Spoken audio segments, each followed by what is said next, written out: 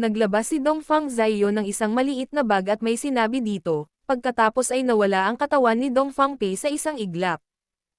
Sa kamay ni Dongfang Zaiyo ay isang Chenkun bag, na may katulad na function bilang telepatikong eye space ni Guning, ngunit mas maliit ito. Maaari lamang itong tumanggap ng isang tao. Ang Chenkun bag ay isang mahiwagang bagay ng pamilya Dongfang, at mayroon lamang sila nito. Sa mundo ng mga taong nagsasanay ng panloob na disiplina, wala pang 10 Chenkun bags. Ilang dominanteng pamilya o Panginoon lamang ang nagmamay-ari ng isa. Ang pamilyang Dongfang ay isa sa 4 na nangingibabaw na pamilya sa kanilang mundo, kaya nagkaroon sila ng isa. Sana magkaroon ako ng Chenkun bag, sabi ni Wu Shanhua na may inggit, nakatingin sa Chenkun bag sa kamay ni Dongfang Zaiyo.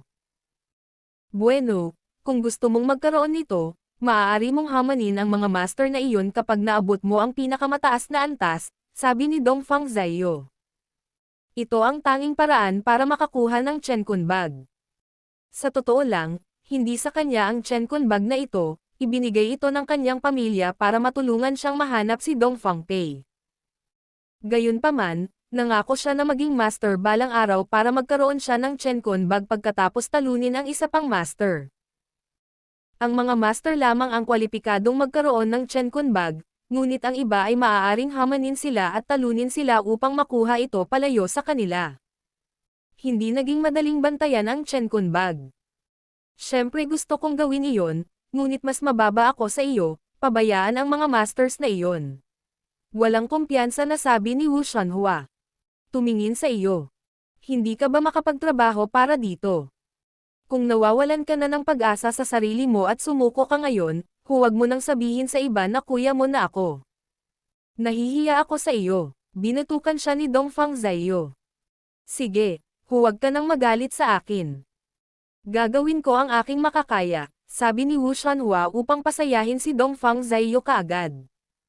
Fine, balik na tayo. Si Dongfang Zaiyo ay hindi gustong mag-aksaya ng oras sa mga argumento. Dahil hindi niya maramdaman ang mahiwagang kapangyarihan at natagpuan na niya ngayon ang katawan ni Dongfang Pei, dapat na siyang umuwi. Dahil umalis sina Guning at Leng Xiaoteng, hindi nila narinig ang kanilang talakayan. Pagkaraan ng ilang sandali, halos marating na nina Guning at Leng Xiaoteng ang ilalim ng lambak. Mula sa gilid nito hanggang sa ibaba, may maliit na kalsada. Sa katunayan, ang kalsada ay hindi isang tunay na kalsada, sa halip ito ay isang makitid na daanan na hindi masyadong masungit at humahantong sa daan pababa sa ibaba. Nang makarating sila sa ilalim ng lambak sa tabi ng lawa, hindi agad kumilos si Guning sa kanyang gagawin, ngunit tumingin kay Leng Xiaoteng na may seryosong mukha. Xiaoteng, may kailangan akong sabihin sa iyo. Ano ito? Kinabahan si Leng Xiaoteng nang marinig iyon. Naiintindihan ko naman na naguguluhan ka sa dahilan kung bakit ako bumaba dito. Marami kang napagdaanan na hindi pangkaraniwang bagay sa akin noong nakaraang buwan, ngunit hindi mo ako tinanong tungkol sa mga ito dahil iniisip mo ako. Sa simula, wala akong balak na sabihin sa iyo ang maraming detalye, dahil napakahirap ipaliwanag ito. Pagkatapos makipagkita sa mga miyembro ng Evil Practice, sa palagay ko ay tinatanggap mo na ang katotohanang maraming hindi kapani-paniwalang nilalang sa mundong ito. Kaya, ngayon sasabihin ko sa iyo ang isang malaking sikreto tungkol sa akin, sabi ni Guning.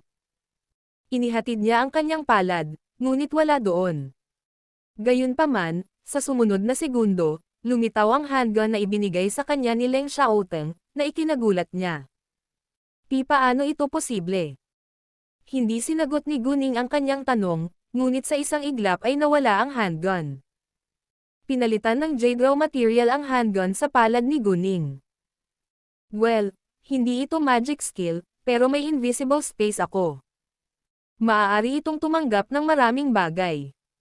Hanggat ko ang isang bagay at ginagamit ang aking isip upang kontrolin ito ay ilalagay sa espasyong iyon. Iyong jade raw materials na binili ko kahapon ay nilagay din. Wala na akong ibang paraan para maibalik sila. Paliwanag ni Guning. Nang marinig iyon, inikat ni Leng Xiaoteng ang kanyang mga mata sa gulat. Isang invisible space.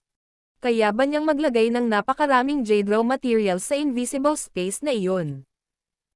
Bagamat labis na nagulat si Leng Xiaoteng, hindi ganoon kahirap para sa kanya na tanggapin ito pagkatapos makilala ang mga miyembro ng evil practice. Nagpatuloy si Guning, ang espasyo ay tinatawag na telepathic eye space dahil ito ay nasa aking mga mata.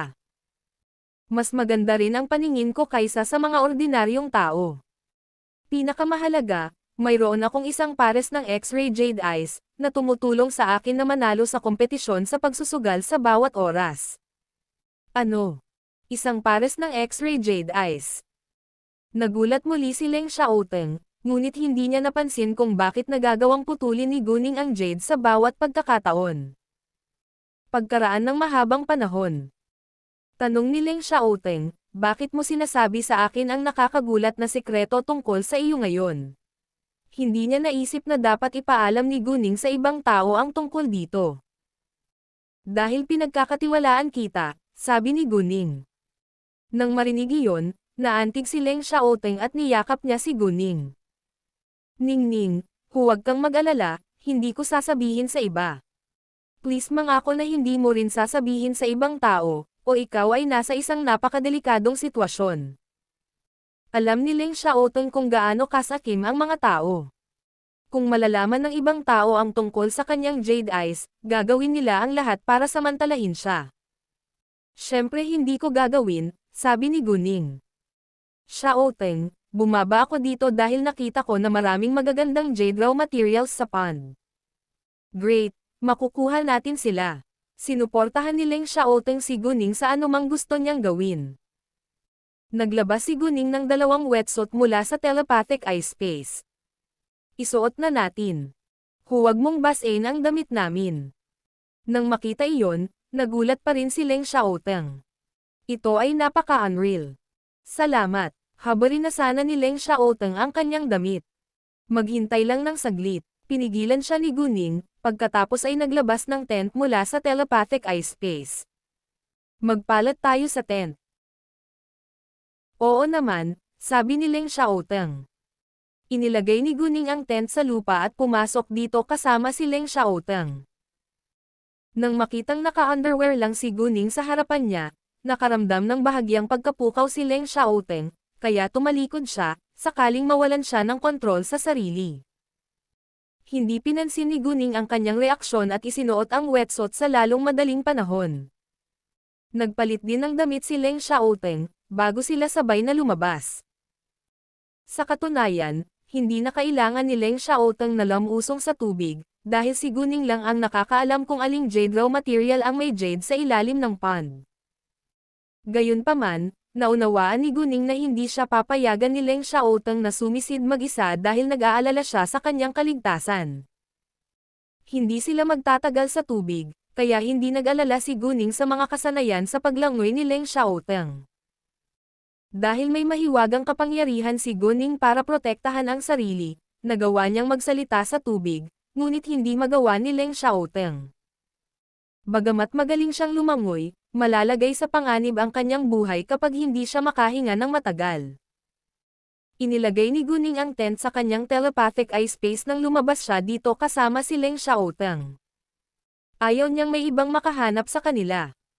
Naglakad sila papunta sa pond, pagkatapos ay sumisid dito. Nauna na niyang sinuri ang lawa na ito, at walang mapanganib na mga nilalang sa loob. Nang makapasok sila sa pond, ang unang bagay na lumitaw sa kanilang paningin ay isang layer ng berde.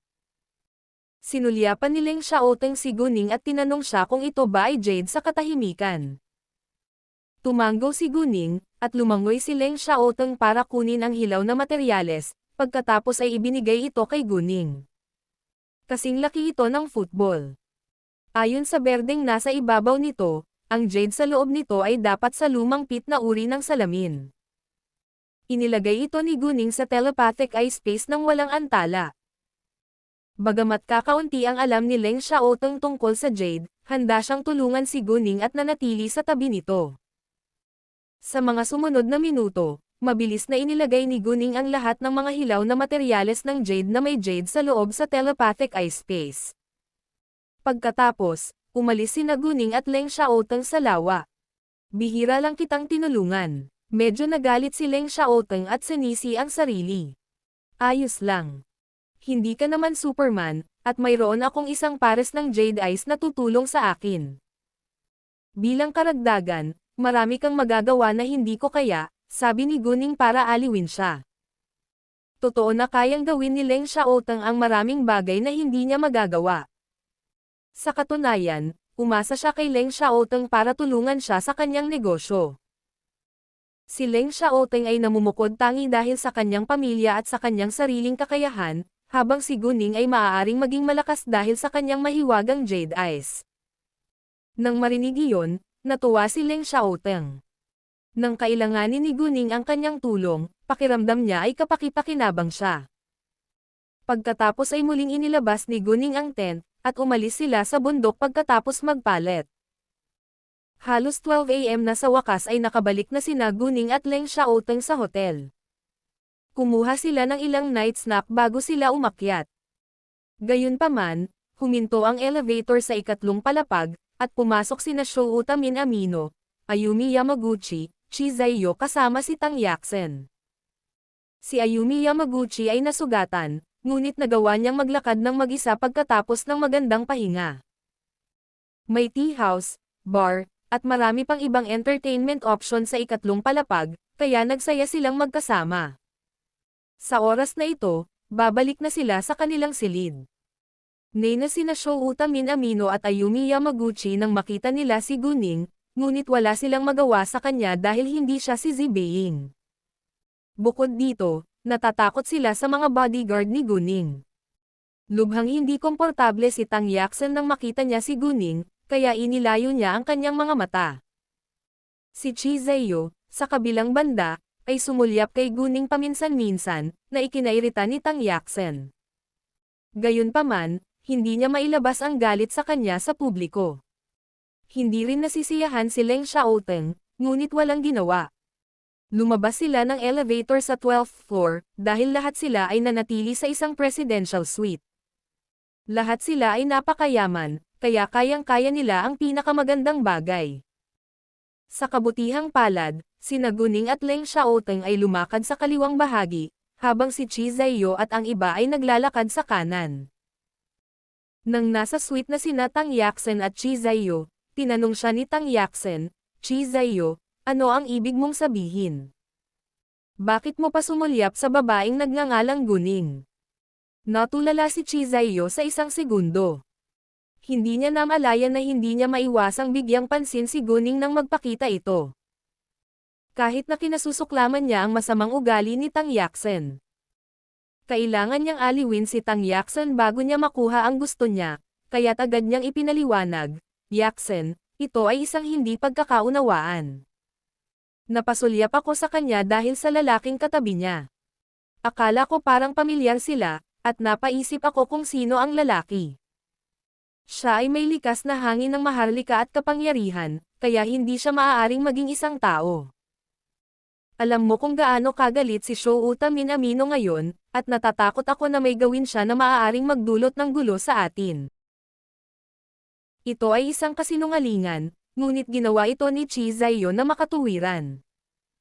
Bukod pa rito, talagang naniniwala siya na ang lalaki sa tabi ni Guning ay hindi karaniwan. Hindi nagustuhan ni Tang Yaxen si Leng Xiaoteng dahil kay Guning, ngunit kailangan niyang aminin na siya ay mukhang marangal na tao. Kaya naman, naniwala si Tang Yaxen sa kasinungalingan at nagtanong, talaga? Sabay yakap ni Chi Zaiyo kay Tang Yaxen. Siyempre. Sa tingin mo ba interesado ako sa batang babae na iyon? Masyado pa siyang bata at hindi kaakit-akit sa paningin ko. Ikaw ang pinakamagandang babae na nakita ko. Nagsinungaling na naman siya. Sa katunayan, si Guning ay mas maganda kaysa kay Tang Yaxen, ngunit siya ay nakasuot ng casual na suot ngayon, kaya hindi siya mukhang mapang-akit kaysa kay Tang Yaxen. Sa alinmang paraan, pinukaw ni Guning ang interes ni Chi Zaiyo. Gusto niya ang sexy na si Tang Yaxen, ngunit hindi niya tatanggihan ang purong Guning. Napakaraming maiinit na babae ang nakilala niya noon, at natagpuan na ang mga purong babae ang pinakamagaling ngayon. Kahit na boyfriend niya ang lalaki sa tabi ni Guning, hindi siya maaaring magkaroon ng maraming karanasan sa pakikipagtalik. Si Tang Yaqzhen, sa kabilang banda, ay nakipagtalik sa hindi mabilang na mga lalaki. Ang mga lalaki ay hindi nasiyahan magpakailanman. Sinimulang himasin ni Qi Zaiyo ang katawan ni Tang Yaqzhen at kagatin ang lahat ng kanyang mga resultang bahagi. Agad siyang napukaw at nakalimutang magalit sa kanya. Naging madali para sa kanila na ayusin ang hindi pagkakasundo sa pamamagitan ng pakikipagtalik. Ito ay gumagana sa bawat oras. Napangiti si Qi Zaiyo nang may pagmamalaki habang si Tang Yaqzhen ay umuungol sa sarap ng magsisimula ang foreplay.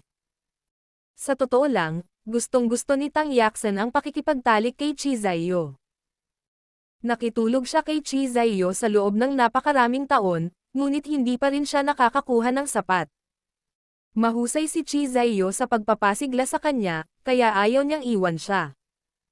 Ginamit iyon ni Qi Zaiyo para manatili si Tang Yaqzhen sa kanya. Kung mawawalan ng interes si Tang Yaqzhen sa kanya, papalitan niya ito ng ibang lalaki. Siya ay walang pakiramdam ng katapatan pagkatapos ng lahat.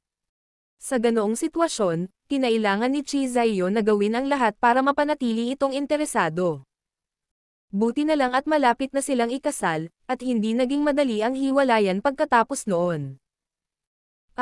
Huwag, masamang tao ka, daing ni Tang Yaqzhen. Gusto mo ba? Tanong ni Qi Zaiyo sa namamaos na boses sa tainga ni Tang Yaqzhen. Oo, gustong-gusto ko kapag naging masamang tao ka, Magaling, gagawin ko ang lahat para madama mo ang kasiyahan mo, sabi ni Qi Zaiyo, at pinunit ang damit ni Tang Yaqzhen. Idiniin niya ito sa sofa at naging magaspang. Pagkatapos ng foreplay, pinasok siya nito. Mabilis na kumilos si Qi Zaiyo at patuloy na kumakatok sa katawan ni Tang Yaqzhen. Si Tang Yaqzhen ay labis na nasiyahan dito, at patuloy na umuungol sa kasiyahan. Nagkaroon sila ng iba't ibang postures sa kama. Kung ikukumpara sa kanila, mas malumanay sina Guning at Leng Xiaoteng. Sa oras na ito, sina Guning at Leng Xiaoteng, at Ayumi Yamaguchi at Shouta Minamino ay gumagawa ng parehong bagay sa kanilang sariling silid. Bagamat nasugatan si Ayumi Yamaguchi, hindi ito gaanong makakaapekto kung hindi marahas ang pakikipagtalik. Ang lahat ng mga bid ay ipapakita sa 10 ng umaga sa susunod na araw. Sina Guning at Leng Xiaoteng ay nagbahagi ng almusal kasama si Zi Beiying noong 7 AM. Sinabi ni Guning kay Zi Beiying na magsaya sandali, bago siya umalis papunta sa kalye ng sugal na bato kasama si Leng Xiaoteng. Si Zi Beiying ay hindi bata, at mayroon siyang 2 ace bodyguard para protektahan siya, kaya hindi nag-alala si Guning sa kanyang kaligtasan. Nagpunta sina Guning at Leng Xiaoteng sa plaza ng Public Jade Bid noong 9 AM. Humigit kumulang 1 oras ang biyahe mula sa Stone Sugal Street hanggang sa Public Jade Bid, kaya umupo sila sa isang restaurant dahil maaga silang dumating. Maraming tao sa plaza ngayon, at ang mga negosyanteng iyon ng alahas ay abala sa pakikipag-usap sa isa't isa. Mga 9:30 AM, umalis sina Guning at Leng Xiaoteng sa restaurant. Tuklasin, lalamunan, tuwang-tuwa. Enhart v Epsilon Pound N. Ang resulta ng mga bid ay ihahayag sa auction hall, kaya pumasok sila sa bulwagan ng walang pagkaantala. Nagsama-sama ang mga grupo ng mga tao at minsan nagtatawanan ang mga tao. Ang mga hilaw na materyales ng jade na ipapakita ngayon ay nakaimbak sa opisyal na bodega ngayon. Ikinagalak na makita kang muli, Miss Go at Mr. Leng, binati ni Zhang Dequan si Guning sabay lakad sa loob.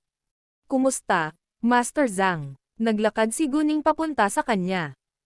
Bukod kay Zhang Dequan, nasa bulwagan din sina Lu Weili, Qi Zaiyo, Tang Yaqzhen, at Shouta Minamino.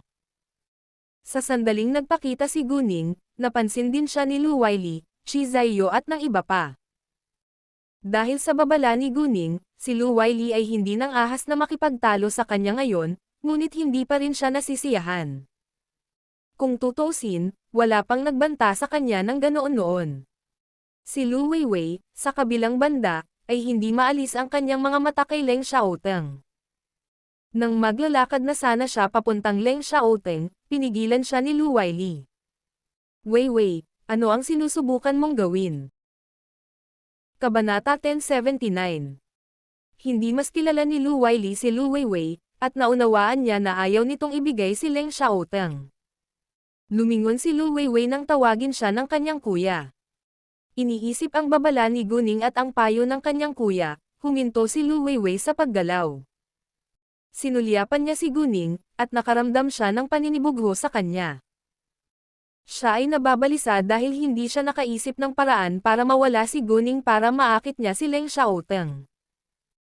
Tumingin din si Chi Zaiyo kay Guning, ngunit mas binigyan niya ng pansin ang kanyang gawi sa pagkakataong ito, kung sakaling magalit muli si Tang Yaxen. Nagpakita si Tang Yaxen ng hindi pagkagusto sa kanyang mukha kay Guning, at hindi nagtagal ay tumabi ang kanyang ulo. Bagamat natulala si Tang Yaxen sa pambihirang hitsura ni Leng Xiaoteng, kinasusuklaman pa rin niya ito dahil kay Guning. Binaliwala ni Guning at Leng Xiaoteng ang lahat ng kanilang mga tingin. Ilang sandali pa silang nag-usap ni Zhang Dequan, bago dumating si Zi Beiying at ang kanyang dalawang bodyguard. Binago ni Ayumi Yamaguchi at Shouta Minamino ang kanilang mga ekspresyon nang magpakita si Zi Beiying. Gayunpaman, gaano man sila galit, wala silang magagawa tungkol dito sa ngayon. Si Zi Beiying ay sabay na naglakad patungo kay Guning, at tumayo sa likuran niya. At si Leng Xiaoteng ay nanatili sa tabi ni Guning sa buong oras. Dumating ang ilang negosyante ng alahas upang bumati o makipag-chat kay Guning paminsan-minsan. Pagkaraan ng ilang sandali, nagulat si Guning sa dalawang mukha. Sila ay sina Dongfang Zaiyo at Wu Shanhua na kakakita lang niya sa XX Mountain kahapon. Dumating sila sa Burma hindi lamang para parusahan si Dongfang Pei, kundi para magdala rin ng mataas na kalidad na jade pauwi. Si Jade ay napuno ng mahiwagang kapangyarihan, na mabuti para sa kanilang panloob na disiplina.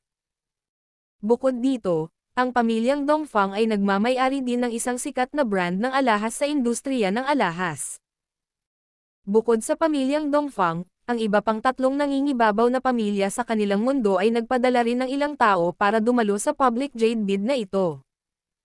Gayunpaman, ang mga normal na tao ay hindi maaaring makilala sila mula sa ibang mga tao. Nagpadala rin sila ng maraming eksperto sa jade dito para tulungan silang makahanap ng magandang jade. Ganoon din ang ginawa ng pamilya Dongfang. Sa totoo lang, pumunta rito sina Dongfang Zaiyo at Wu Shanhua dahil kay Dongfang Pei. Pagkatapos ng kamatayan ni Dongfang Pei, ginugol nila ang lahat ng kanilang oras at pagsisikap upang makahanap ng magandang jade. Hindi na inisip ni Guning ang kanilang pagkakakilanlan kagabi, ngunit alam niya na hindi sila ordinaryong tao. Maaari na niyang napansin ang mga ito mula sa isang maikling distansya, at naramdaman ang isang bagay na halos pareho ng mahiwagang kapangyarihan mula sa kanilang katawan. Sinasanay din ba nila ang kanilang panloob na disiplina?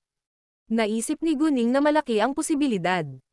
Dahil naisip niya iyon, mas binigyan niya ng pansin ang mga ito. Hindi nagtagal ay naramdaman ni Dongfang Zaiyo at Wu Shanhua na may nakatingin sa kanila, ngunit lumingon sila sa paligid para hanapin ang tao, na wala ang pakiramdam, na ikanalitaw nila. May nagbabantay ba sa atin? Tanong ni Wu Shanhua. Well, ang daming tao dito sa hall. Hindi ito malaking bagay, sabi ni Dongfang Zaiyo. Ang babaeng punong abala ay umakyat sa entablado sa alas 10 ng umaga, at ang bulwagan ay biglang tumahimik. Mga binibini, maligayang pagdating sa pagpupulong ngayon, oras na para ihayag ang resulta ng mga saradong bid kahapon. Nang marinig iyon, lahat ng mga tao ay naglalabas ng kanilang mga tala. Gusto nilang lahat na makita kung may kukuha ng jade raw material na gusto nila. Ang unang nagbigay ng listahan ng bid ay si Guning. Ang unang bidder ay si Miss Go, aniya ng hostess. Ang mga taong nakakakilala kay Guning ay napalingon sa kanya nang may pagtataka. Sandaling tumingin ang mga hindi nakakakilala sa kanya bago muling tumutok sa stage. Nang basahin ng hostess ang unang numero ng jade raw material na napanalunan ni Guning, nagulat ang lahat dahil nag-alok siya ng napakataas na presyo. Walang duda na kaya niyang mapanalunan ang jade na hilaw na materyales sa napakataas na presyo. Ang babaeng punong abala ay patuloy na nagbabasa ng mga sumusunod na bilang ng jade raw materials na napanalunan ni Guning. Ang mga tao sa ilalim ng entablado ay paulit-ulit na nagulat, dahil nag-aalok si Guning ng mataas na presyo para sa bawat jade raw material. Ang babaeng punong abala ay nagbasa ng higit sa 30 mga numero, at para sa bawat isa sa kanila ay inaalok ang mataas na presyo. Ang mga tao ay namangha sa kabutihang loob at kayamanan ni Guning. Kasabay nito, nakaramdam sila ng pag-aalala. Kung mas maraming jade raw na materyales ang napanalunan ni Guning, mas kakaunti ang makukuha nila. Ang pinakamahalaga, lahat ng joraw na materyales na napanalunan ni Guning ay may mataas na kalidad na jade sa loob. Kaya naman, maaaring kumita ngayon si Guning. Ang mga negosyanteng iyon ng alahas na nakakaalam na si Guning ang boss ng Jade Beauty Jewelry ay lubos na namangha sa kanyang matapang na pag-uugali. Si Guning ay nanalo ng napakaraming jade raw na materyales, kaya't natagalan bago matapos ang pagbabasa ng babaeng punong abala. Nanalo si Guning ng 346 na jade raw materials sa kabuuan. Humigit kumulang 146 sa kanila ang pinili ni Guning mula sa mga tindahan, habang ang iba ay pinili mula sa mga stand. Marami pang jade raw na materyales sa mga stand na iyon, kaya mas pinili ni Guning mula sa kanila. Sa katunayan, hindi pangkaraniwang bagay na magbid para sa higit sa 100 jade raw na materyales, ngunit ang punto ay nag-alok siya ng mataas na presyo para sa bawat isa sa kanila. Sa kabutihang palad, sapat na mayaman si Guning para bayaran ang bayarin. Natulungan din siya ng kanyang jade eyes, kaya maaari siyang kumita ng malaki gamit ang mga hilaw na materyales na iyon ng jade. Uncle, nagbid kami ng ilan sa parehong jade raw na materyales gaya ni Miss Gu. Dahil sa kanyang kakayahan, malaki ang posibilidad na mayroon silang jade sa loob. Kung ganoon, tiyak na nawala sa atin ang ilang piraso ng dekalidad na jade. Nag-aalalang sabi ni Zhang Binsheng. Hindi pwede, sabi ni Zhang Dequan. Ayaw niyang tanggapin ang katotohanan, ngunit ito ang tuntunin na ang jade raw na materyales ay ibebenta sa pinakamataas na bidder, kaya wala siyang magagawa tungkol dito. Napabuntong hininga si Zhang Binsheng na may pagbibitiw na tingin. Sa tingin ko, hindi niya kayang putulin ang jade sa bawat jade raw material na napanalunan niya. Baka mawalan siya ng malaking halaga. Sinumpa ni Lu Weiwei si Guning matapos marinig ang pag-uusap ni Zhang Binsheng kay Zhang Dequan. Hindi siya naniniwala na may kakayahan si Guning na putulin ang jade sa bawat pagkakataon. Weiwei, tumahimik ka, binatukan siya ni Lu Weili. Bagamat mayroon siyang parehong pag-asa, naunawaan niya na hindi nararapat na sabihin ito ng malakas. Tumanggi siyang maniwala na napakahusay ni Guning sa pagsusugal ng bato, ngunit kailangan niyang seryosohin ito dahil inaprubahan siya ni Zhang Dequan. Ang pamilyang Lu ay nagbid din para sa marami sa parehong jade na hilaw na materyales bilang Guning, at sila ay nagalit din. Pinili nila ang mga ito pagkatapos ng maingat na pagmamasid, kaya tiwala sila na maaari nilang putulin ang jade. Kung mayroon ngang jade sa loob, nakakaiyak na kahihiyan na nawala ang mga hilaw na materyales ng jade na iyon kay Guning, ngunit gaano man sila pagkadismaya, kailangan nilang tanggapin ang resulta. Narinig ni Guning at Leng Xiaoteng ang sinabi ni Lu Weiwei, ngunit hindi nila siya pinansin, dahil hindi ito mangyayari. Hindi lang si Lu Weiwei, marami pang tao ang umaasa na mawawalan ng kayamanan si Guning. Kasama si Tang Yaxen, dahil kinasusuklaman niya si Guning nang hindi bababa kay Lu Weiwei. Pagkatapos ni Guning, si Leng Xiaoteng ang pangalawang bidder. Nang sabihin ng hostess ang pangalan ni Leng Xiaoteng, nagulat sina Chi Zaiyo at Tang Yaxen at tumingin sa kanya. Siya ba? Bagamat hindi pa nila nakikilala si Leng Xiaoteng noon, narinig na nila ang pangalan nito. Siya ang kilalang panganay na apo ni Master Leng at ang pinakabatang mayor na general sa kasaysayan. Walang sino man sa mataas na lipunan ng kabisera ang hindi nakarinig ng kanyang pangalan pati na rin ang kanyang mga nagawa. Gayunpaman, hindi marami sa kanila ang nakakita sa kanya sa totoong buhay, dahil palaging nananatili sa hukbo si Leng Xiaoteng. Alam ni Chi Zaiyo na si Leng Xiaoteng ay hindi maaaring isang ordinaryong tao, ngunit ang kanyang tunay na pagkakakilanlan ay namangha pa rin sa kanya. Nagseselos si Tang Yaxen kay Guning matapos malaman ang background ng pamilya ni Leng Xiaoteng. Hindi niya maiwasang humanga kay Leng Xiaoteng ngayon. Si Leng Xiaoteng ang kanyang idolo mula nang malaman niya ang kanyang mga nagawa, ngunit hindi siya nagkaroon ng pagkakataong makilala siya noon.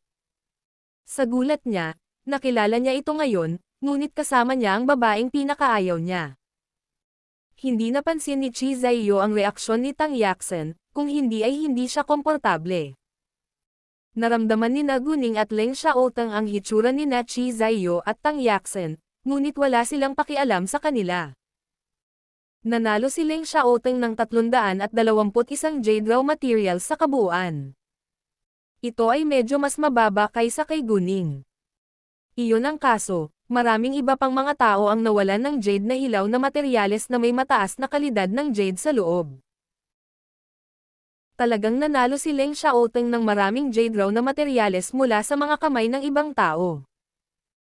Gayunpaman, dahil nagbid si Leng Xiaoteng sa parehong paraan tulad ni Guning, maraming tao ang lumingon sa kanya dahil nakatayo siya sa tabi ni Guning. Naniniwala sila na siya ay si Leng Xiaoteng. Naisip ng ilang tao na maaaring nagbid siya sa ngalan ni Guning.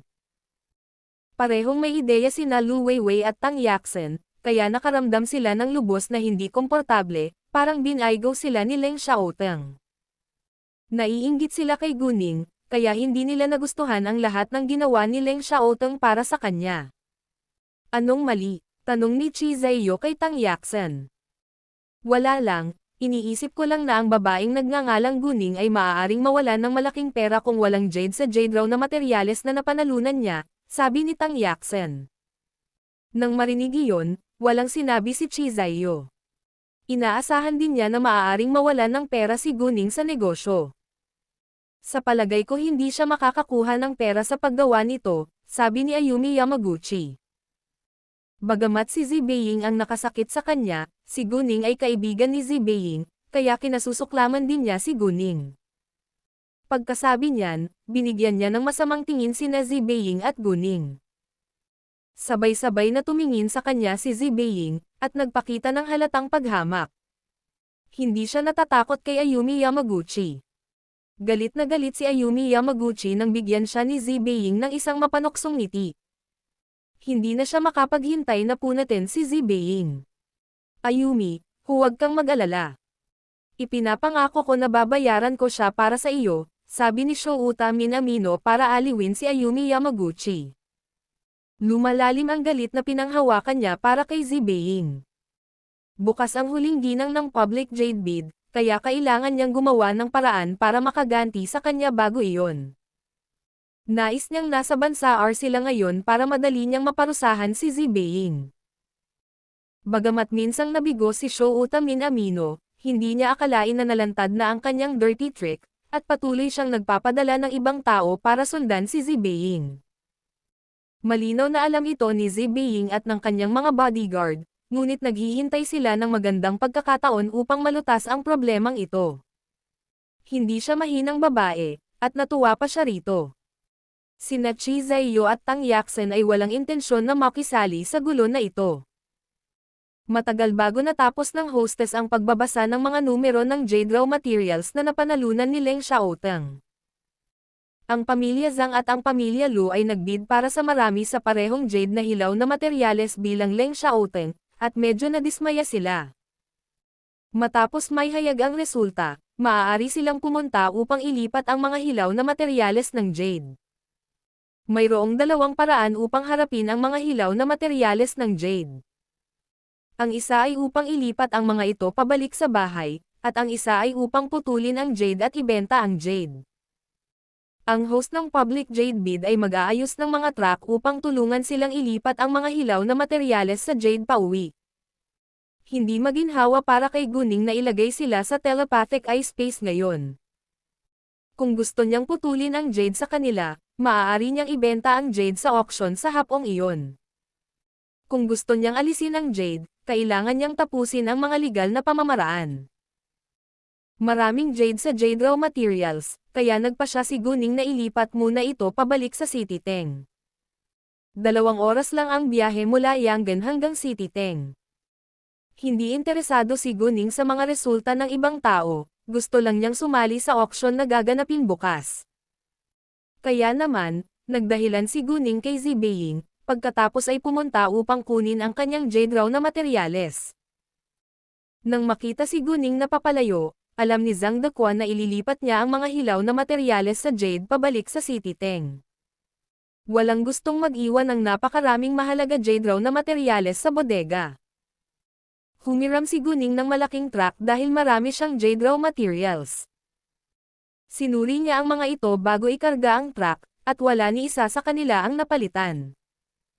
Walang nakakaalam kung may Jade sa kanila, kaya walang pumalit sa alinman sa kanila.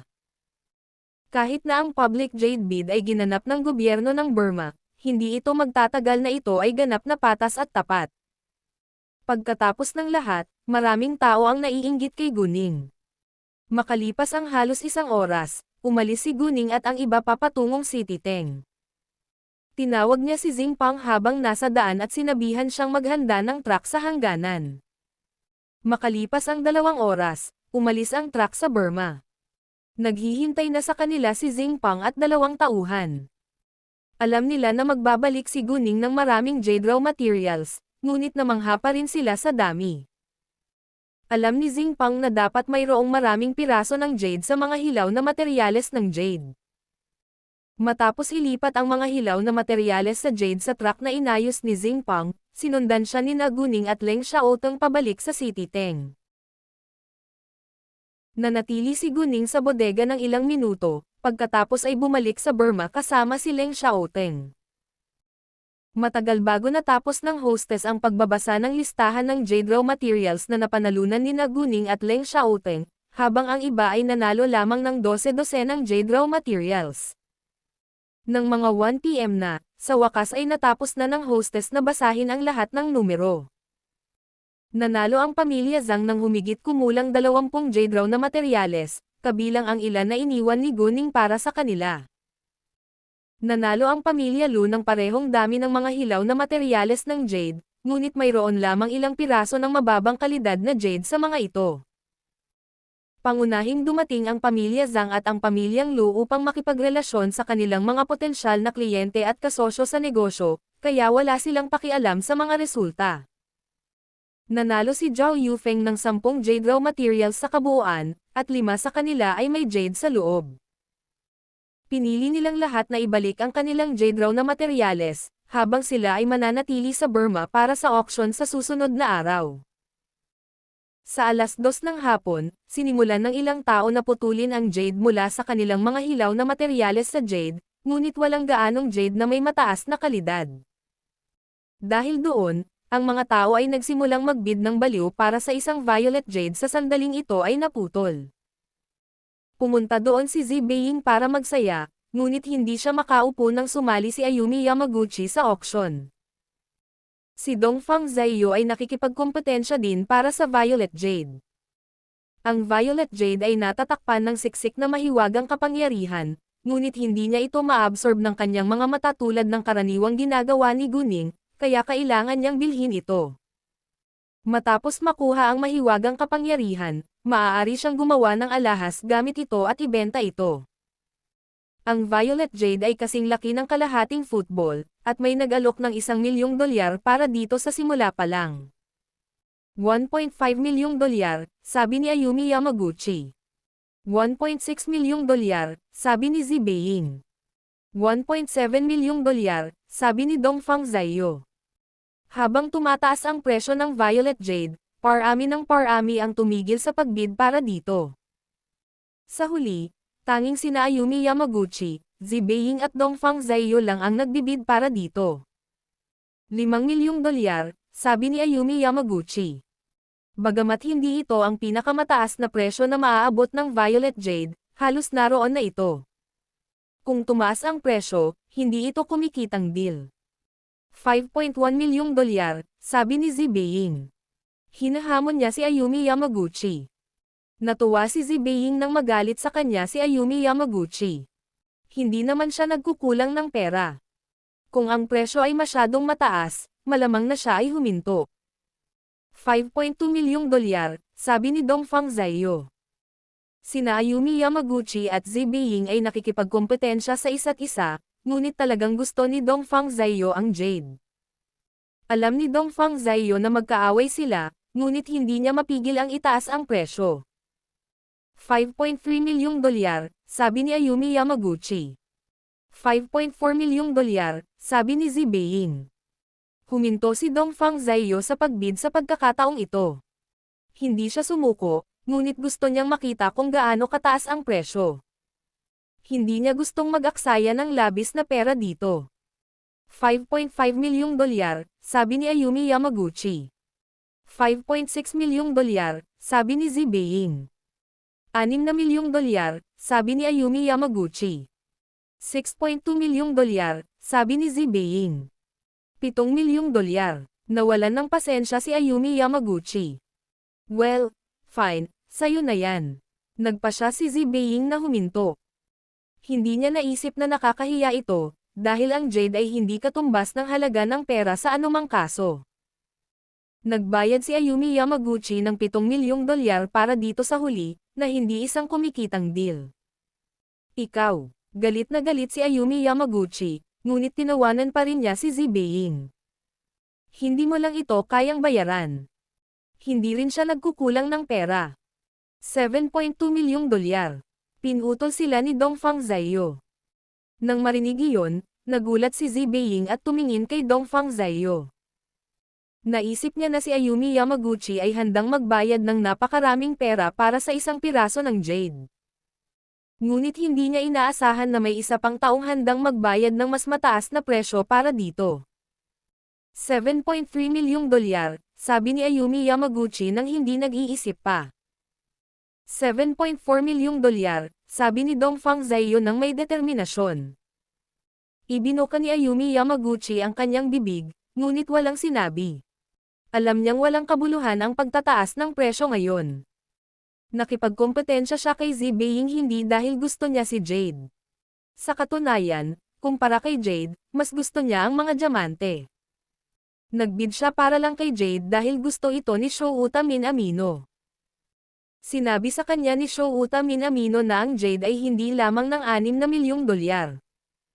Kung ang presyo ay mas mataas sa 6 na milyong dolyar, maaari niyang isuko ito. Hindi niya ginawa iyon dahil ayaw bumitiw ni Zi Beiying. Dahil umalis na si Zi Beiying ngayon, hindi na kailangan ni Ayumi Yamaguchi na makipagkompetensya para dito. Tumingin si Ayumi Yamaguchi kay Shouta Minamino para sa kanyang opinyon, at umiling si Shouta Minamino, kaya tumigil si Ayumi Yamaguchi sa pagbid. Bilang resulta, nagbayad si Dongfang Zayo ng 7.4 milyong dolyar para sa Violet Jade. Miss Yamaguchi, dahil interesado ka sa Jade, bakit hindi mo ituloy ang pagbid para dito?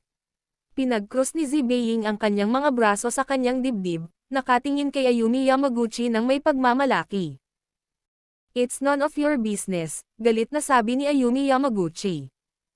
Mabuti, nagkibit balikat si Zi Beiying. Sa loob ng maikling panahon, isa pang Jade ng Confederate Rose type ang naputol. Tinitigan ni Zi Beiying si Ayumi Yamaguchi na may pekeng ngiti sa mukha. Ito ay malinaw na siya ay makikipagkompetensya sa kanya muli kung siya ay sumali sa bid. Bagamat ang Jade na ito ay hindi kasing halaga ng Violet Jade, natatakpan din ito ng mahiwagang kapangyarihan, kaya tinuon din ito ni Dongfang Zayo. Gayunpaman, hanggat sina Zi Beiying at Ayumi Yamaguchi ay sumali sa bid, tiyak na magiging napakataas ng presyo nito. Alam din ni Shouta Minamino ang problemang ito, kaya nagbid siya para sa Jade sa pagkakataong ito.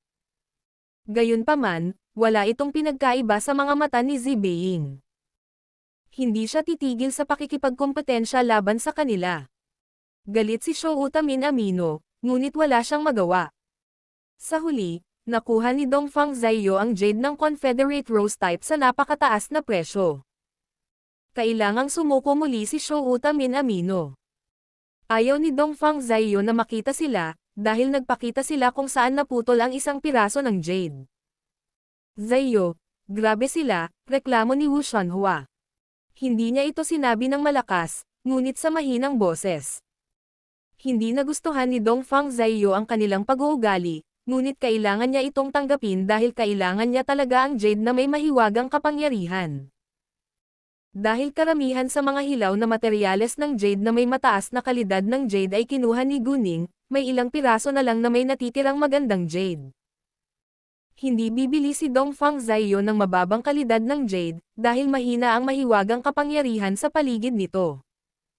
Kung maaari, mas gusto ni Dongfang Zaiyo na bumili ng jade na may pinakamataas na antas. Si Shouta Minamino, gayunpaman, ay walang mataas na pamantayan para sa jade. Hindi sinundan ni Chi Zaiyo at Tang Yaksen si Shouta Minamino sa bulwagan, dahil ayaw nilang makipagkompetensya sa kanya. Iyon ay makakasira sa kanilang relasyon. Pagkaraan ng ilang sandali, nawalan ng interes si Zi Beiying at bumalik sa hotel para magpahinga. Nang mawala siya, gumaan ang pakiramdam ni Dongfang Zaiyo. Kung wala ang kanilang cutthroat competition, mas mababa ang babayaran niya para sa jade. Nakarelax din si Shouta Minamino. Napakasuklam niya, sabi ni Ayumi Yamaguchi sa likod ni Zi Beiying. Ayumi, pangako tuturuan ko siya ng leksyon, sabi ni Shouta Minamino para aliwin siya, ngunit nasabi na niya iyon ng hindi maraming beses nang hindi niya ito ginagawa. Tama na si Ayumi Yamaguchi, kaya naglabas siya ng galit kay Shouta Minamino. Paano? Ang galing nilang lumaban, tapos bukas na ang public jade bid. Malamang hindi na natin sila makikita. Hindi alam ni Shouta Minamino ang sasabihin, dahil iyon ang katotohanan. Shouta, naiintindihan ko na gusto mong bayaran siya para sa akin, ngunit huwag mo nang uulitin iyon bago ka talagang kumilos, sabi ni Ayumi Yamaguchi.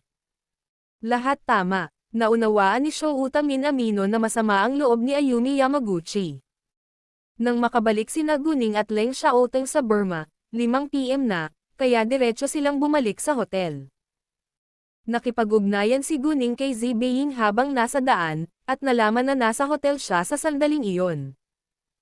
Dahil nasa hotel silang lahat, nagpasya silang magsama-sama para sa hapunan sa gabing iyon. Sayang 6 ng gabi, bumaba sila sa dining hall. Guning, kailan ka uuwi? Tanong ni Zi Beiying kay Guning. Kapag tapos na ang public jade bid bukas, sabi ni Guning. Lipad ka ba pabalik sa City B? Tanong ni Zi Beiying. Nope, pupunta muna ako sa City Teng, saka lilipad sa kabisera kinabukasan. Pagkatapos nito, babalik ako sa City B, sabi ni Guning. Sasamahan kita, natuwa si Zi Beiying. Gusto ko ring magsaya sa kabisera. Oo naman, ngunit hindi ko ipinapangako na makakasama kita sa paglilibot, sabi ni Guning. Maliit na bagay. May mga kaibigan din ako sa kabisera, at kaya kong pangalagaan ang sarili ko. Maaari tayong magsalo sa pagkain kapag libre ka, sabi ni Zi Beiying. Mahusay, sabi ni Guning. Nais din niyang gumugol ng mas pribadong oras kasama si Leng Xiaoteng.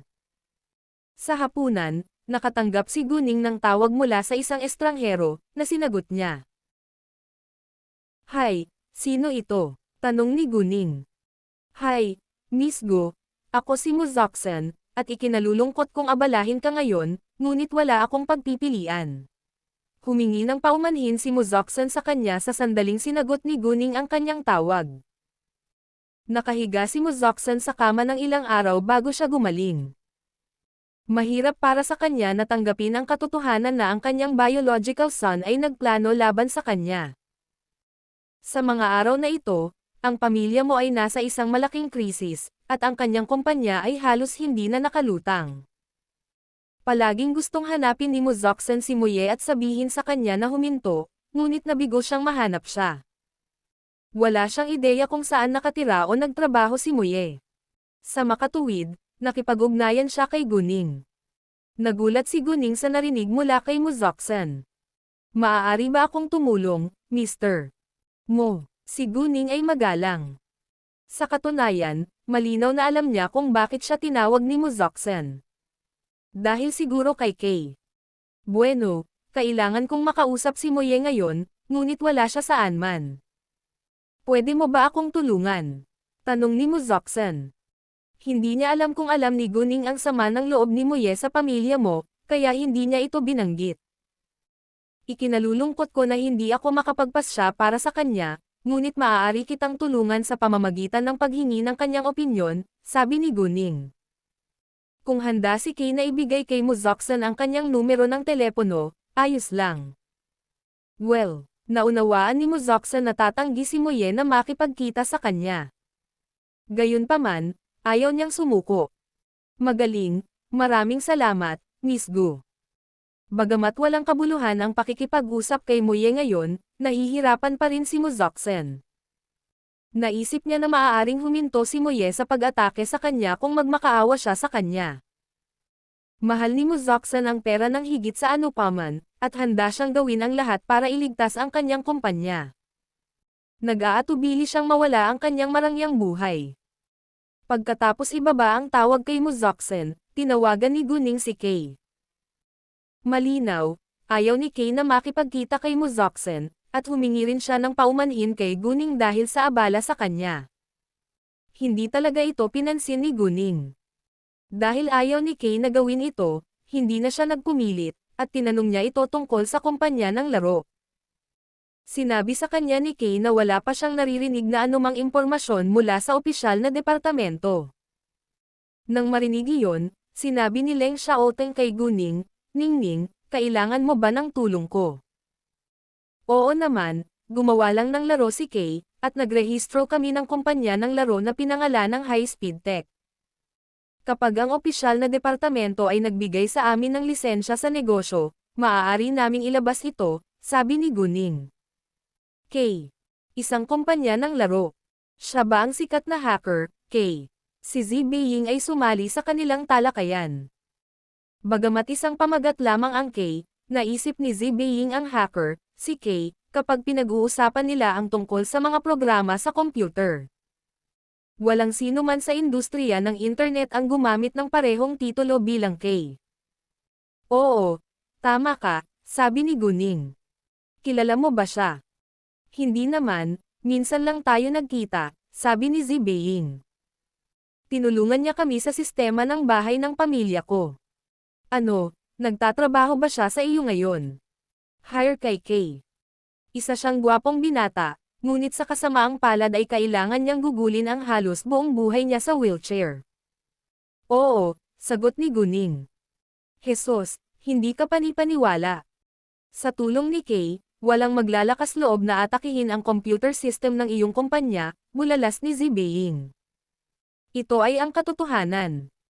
Sa panahon ng teknolohiya, ang pagkakaroon ng computer system ng isang kumpanya. Bukod dito, sa tulong ni Kay, nahanap ni Guning ang anumang confidential na lihim na gusto niyang malaman.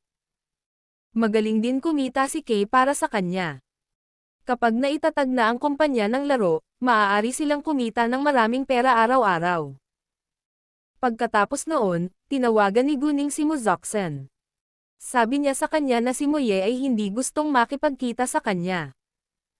Hindi ito nakakagulat na sagot, ngunit nakaramdam pa rin ng pagkadismaya si Muzoksan. Miss Gu, maaari mo ba akong tulungan sa pamamagitan ng pagpigil kay Moye sa pag-atake sa aking negosyo? Alam kong nasaktan ko siya ng husto, pero natuto ako ng leksyon. Humingi ng tulong si Muzoksan kay Guning. Ginoo. Mo, outsider lang ako. Wala akong karapatang makialam sa mga gawain ng pamilya mo, sabi ni Guning. Miss Gu, naunawaan ni Muzoksan na ayaw siyang tulungan ni Guning. I'm sorry, Mr. Mo, pero kailangan ko nang umalis. Pinutol siya ni Guning at tinapos ang tawag. Mula nang malaman niya ang tungkol sa relasyon ni Kay kay Muzoksan, wala na siyang magandang impresyon sa pamilya mo. At saka, dahil sa ginawa ni Mo Wenki, kinasusuklaman niya sila. Paparusahan niya si Muzoksan kapag hindi ginawa ni Kay. Kaya, wala siyang simpatiya sa pamilya mo. Nararapat ito kay Muzoksan. Na-corner ngayon si Muzoksan. Siya ay nanatili sa kabisera ng maraming araw ngayon, at kailangan sa lungsod B upang pamahalaan ang kanyang naging kumpanya. Pagkatapos ng hapunan, umalis si Zi Beiying bago sina Guning at Leng Xiaoteng upang mag-iwan sa kanila ng ilang pribadong oras at espasyo. Pagkatapos ay naglakad-lakad sina Guning at Leng Xiaoteng. Habang naglalakad sila sa bulwagan, narinig nilang pinag-uusapan sila ng mga tao. Tingnan mo ang binata at ang babae doon. Nanalo sila ng mahigit 600 jade raw materials. Hindi ba sila natatakot na mawalan ng pera? Narinig ko na si Pangulong Ma ay marami sa mga katulad na bid sa kanila, ibig sabihin ay maaaring gumawa ng jade sa karamihan ng mga hilaw na materyales ng jade na kanilang napanalunan. Kahit na hindi ka naniniwala sa kanila, dapat kang maniwala sa kakayahan ni President Maria. Ang buong pangalan ni Pangulong Ma ay Ma Jingshan, at siya ang Vice-Presidente ng Jade Association sa County Yin, Province Yon, kung saan sagana ang mga hilaw na materyales ng jade. Ang Ma ay ang nakikitang jade raw material provider sa County Yin. At ang negosyo nito ay may katulad na laki pati na rin ang mga asset bilang 3 pamilya na itinuturing jade raw material provider sa City Teng. Gayunpaman, si Ma Jingshan ay may mas mataas na katayuan sa lipunan kaysa kay Zhang Dequan. Si Ma Jingshan ay ang kilalang King of Stone Gambling sa jade industry ng province Yon, dahil nagawa niyang putulin ang jade sa karamihan ng mga hilaw na materyales ng jade na pinili niya. Sa sandaling lumitaw si Tang Aining, ang mga tao ay nag-ambala sa kanya, at binigyan siya ng titulong Reyna ng Jade. Gayunpaman, si Tang Aining ay nagpakita sa publiko, napakaraming tao ang hindi pa siya nakikita sa totoong buhay noon. Akala nila ay dadalo si Tang Aining sa public jade bid na ito sa Burma, ngunit hindi siya nagpakita. Sa totoo lang, nagpakita siya ngunit bilang Guning. Hindi pa naririnig ni Guning ang tungkol kay President Ma noon, ngunit para siyang isang mahalagang tao. Matapos marinig ang kanilang talakayan, umalis sina Guning at Leng Xiaoteng sa hotel, ngunit patuloy silang nag-uusap tungkol sa kanila. Ano? Ang ibig mo bang sabihin ay maraming jade sa jade raw materials na napanalunan nila? Sa tingin ko ito ay lubos na posible, at maaari silang manalo ng isang kapalaran. Nang marinig iyon, lahat ng iba ay sumang-ayon. Sa oras na ito, kumakain si Ma Jingshan kasama ang kanilang pamilyar na mga negosyante ng alahas at napag-usapan din nila ang tungkol sa jade bid. Si Ma Jingshan ay 55 taong gulang sa taong ito, ngunit puno pa rin ng lakas. Well, inaasahan ko rin na makilala si Reyna ng Jade ngayon, ngunit hindi ko siya nakita. Labis na nadismaya si Ma Jingshan. Hindi siya nagseselos kay Tang Aining. Sa kabaligtaran, hinangaan niya ito. Kapag ang tao ay mas mahusay kaysa sa iyo, maaari mo lamang siyang handgun. Si Tang Aining ay isang di pangkaraniwang talentong sugarol, at umasa lang si Ma Jingshan sa kanyang swerte.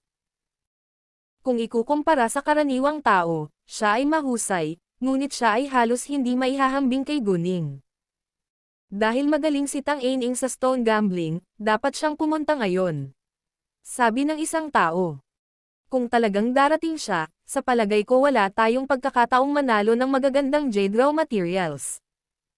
Tama. Sa tingin ko mas mabuting hindi na siya sumama, haha.